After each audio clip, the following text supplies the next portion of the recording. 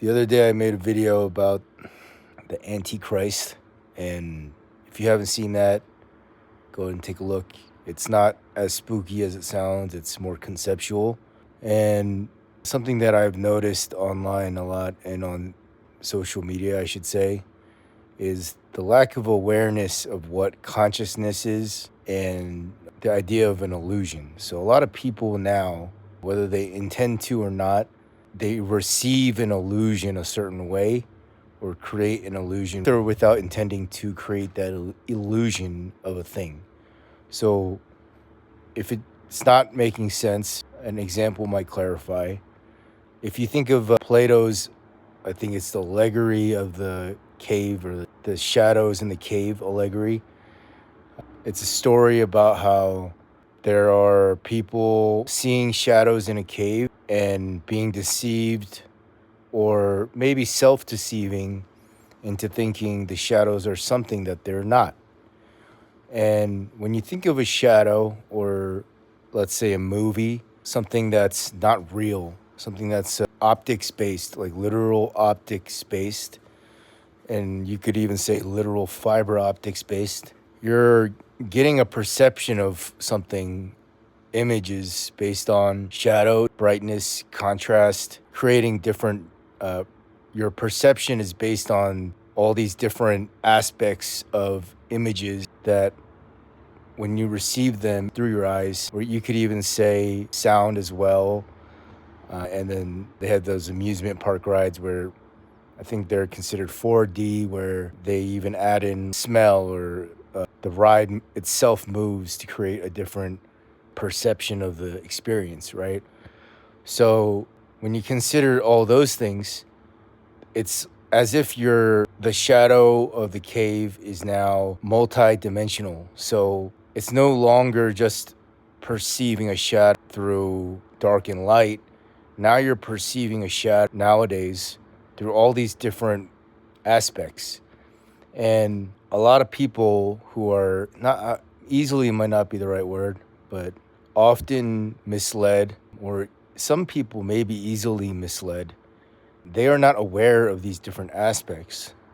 And when you remove yourself from just the context of watching a film or television or something that requires cameras, a good question to ask yourself or observe, a question to observe, is what are the aspects that affect your perception of the world? So now you have to think about the world as the film, and how there are many different people in the world, different directors, different actors, different writers and filmmakers or cameramen or women, people who are participating in illusion, how they may or may not be creating these perceptions with non-technical or some technical skills or techniques.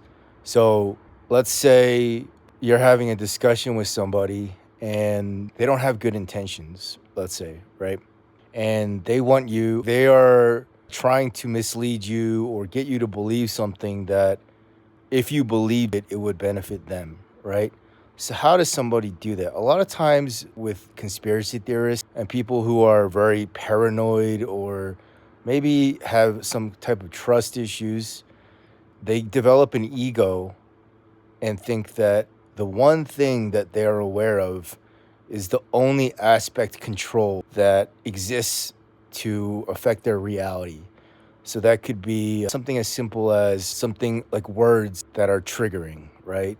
Some type of language, verbiage that they are aware of that in their mind says, oh, I'm being lied to.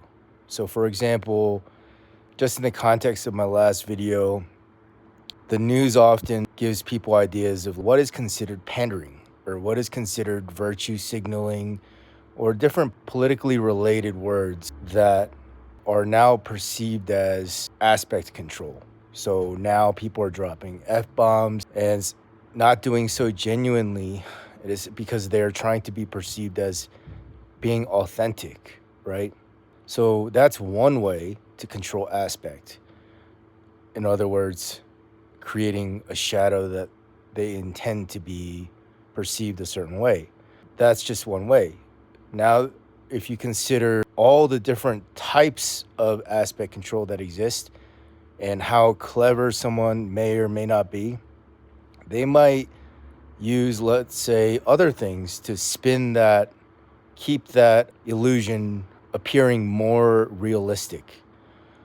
So rather than just using a certain language, they may also dress a certain way or posture, literally physically posture themselves in a certain way that adds to the illusion of a shadow that's supposed to be perceived as three-dimensional. So now it's becoming more lifelike. Now they're trying to create no longer like a 2D video game, how you remember the original Nintendo games. Now these are people that are making you feel as though you're playing a PS5 game. So they're adding things of an optical nature that give you the impression you are experiencing something real. So I could go on and on about this, but I thought I'd make this video now because I'm watching a movie and it's reminding me of this concept of aspect control. And that might not be the best word, but I hope that it communicates what I'm trying to communicate here and how that affects and creates illusion in the real world. And for those of you that are already aware of this, maybe you didn't have the words for it, or maybe you did and have never heard somebody else communicate this online or in your personal life. You already know that there is a very hard separation or distinction between reality and virtual reality, or reality and a perceived reality. And when you're on social media or whatever you consume online, please be very careful and ask yourself, is this real? Truly ask yourself, am I projecting what I wish to see? Are there words or different variables that are potentially affecting how I could be seeing this? And really try to be as objective as possible and not biased in any way that feeds your ego, because that's how you lose sight of what is real.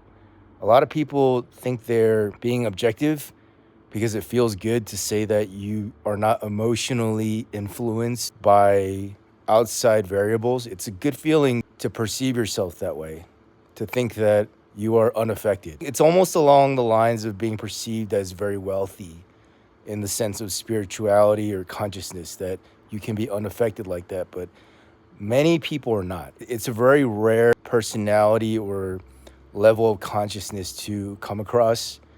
It's very rare, and it's very obvious when people are not like that, because there's an element of dishonesty that they are framing their objectiveness with. So that's a whole nother video.